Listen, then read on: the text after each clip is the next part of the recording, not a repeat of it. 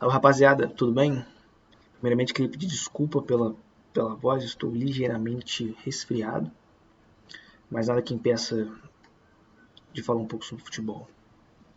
No vídeo de hoje, queria falar sobre um aspecto que eu considero bastante importante para o jogo dos zagueiros, né? E no contexto de defesa da própria baliza, né? Defesa da área, que é a angulação corporal em situações de um contra defensivo, ou seja, de um contra um do zagueiro contra o atacante, próximo à baliza dele. E aqui eu penso a angulação corporal, eu acredito que existem duas, né? Duas angulações corporais em relação a diferentes eixos. Existe a angulação corporal pensando pela perspectiva do zagueiro, em relação ao próprio eixo do corpo, ele rotacionando o corpo assim, ele vai mudando a angulação em relação ao próprio eixo. E a angulação corporal em relação ao eixo bola-baliza. Aí você pergunta, o que é eixo bola-baliza? Vamos lá. Basicamente, pensa como se fosse uma linha imaginária. Você pega um frame do jogo e traça uma linha imaginária da bola até a baliza. No caso, a baliza que está sendo defendida, olhando aqui pela perspectiva do zagueiro. Ou seja, traça uma linha da bola até a baliza e você tem um eixo bola-baliza. Nessas situações em que nós temos o zagueiro próximo ali da área, numa situação em que o atacante tem bola e o zagueiro faz oposição a ele, estabelecendo uma relação de 1 contra 1, em que normalmente ele não tem cobertura, ou tem só uma cobertura, e logo depois já tem um goleiro,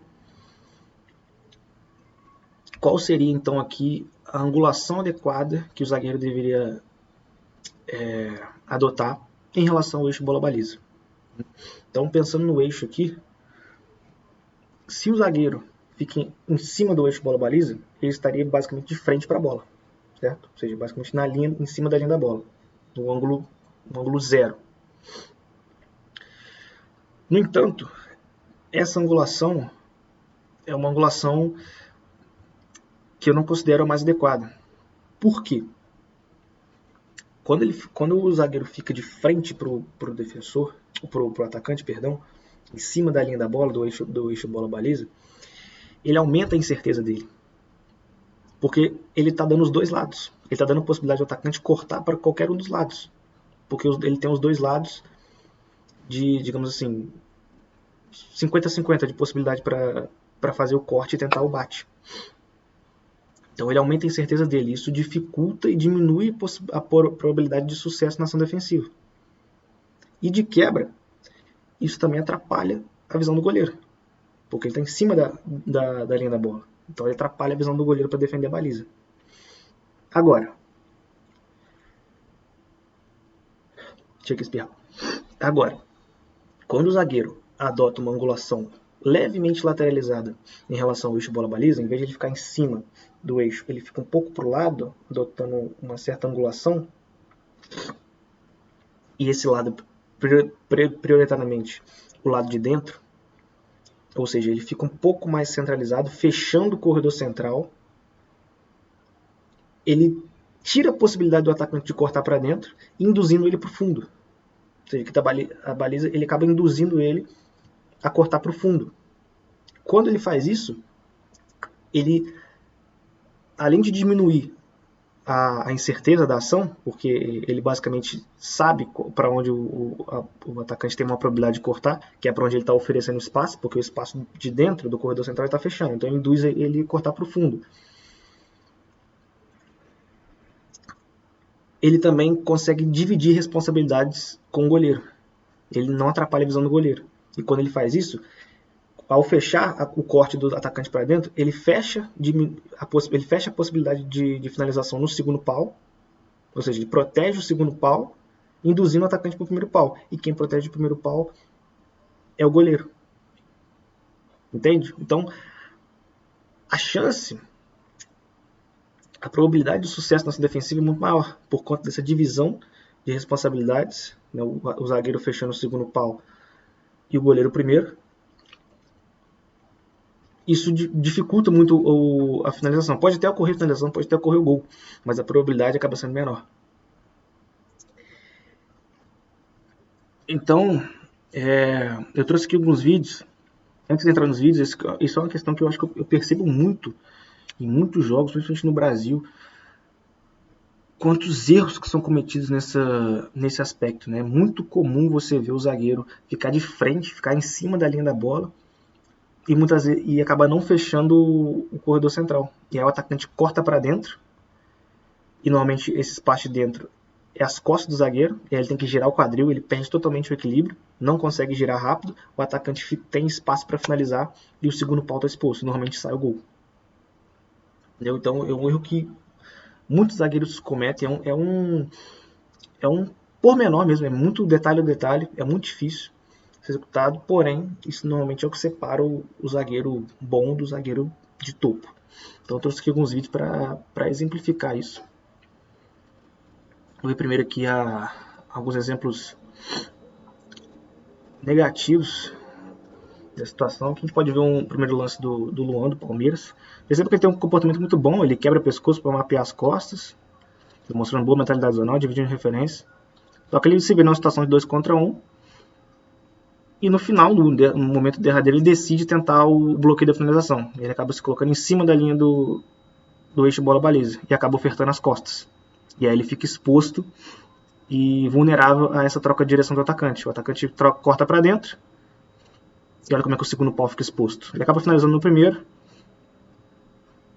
mas perceba como é que o espaço ficou muito oferecido para o atacante.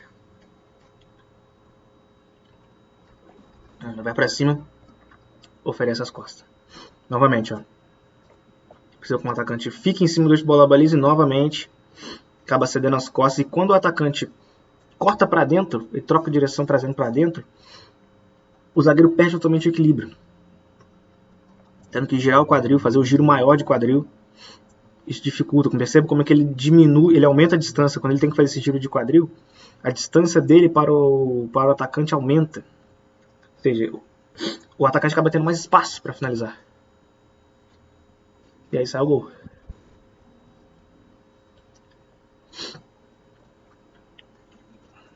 Outro exemplo aqui novamente. Toda vez, cede o espaço de dentro e consegue gerar. O adversário consegue ter situação de finalização. Que exemplo do zagueiro do Botafogo. Perceba como se ele ficasse um pouco mais para dentro, normalmente se ele ficasse nessa marca amarela, ele impediria o atacante de cortar para dentro, induziria ele para o fundo e não precisaria girar quadril, ele estaria de frente, a corrida dele seria mais fácil para tentar o bloqueio depois, se ele induzisse o atacante para o fundo, e o atacante teria um ângulo de finalização menor, ou seja, seria mais difícil de conseguir uma boa finalização e, por consequência, um gol também. E aqui um exemplo positivo. Perceba como que o Thiago Silva tem um comportamento muito adequado. Ele controla muito bem a passada, não deixando os apoios, os pés muito distantes, né, mantendo bem próximos. Perceba como que ele fica levemente para dentro, para fechar a possibilidade do atacante cortar para dentro e induz ele para o fundo. E aí ele tem uma finalização muito mais dificultada, o ângulo muito menor. Novamente, o defensor aqui contra um oponente de alto nível, o Mbappé, né? Perceba como que ele fecha o corredor central, ele não fica em cima, na frente da bola, fica levemente lateralizado, para dentro, tirando a possibilidade do Mbappé de cortar para o pé dominante, que é o pé direito. E ele induz o Mbappé a cortar para o fundo, que é o pé não dominante, o esquerdo.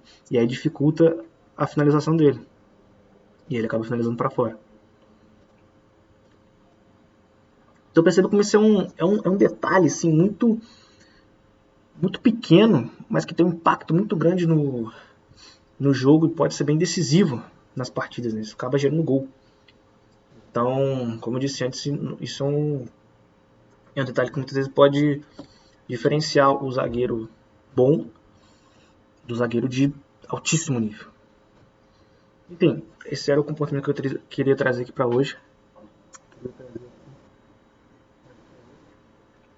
E espero que tenham gostado. Novamente, perdão pela voz, estou resfriado, mas até o próximo vídeo.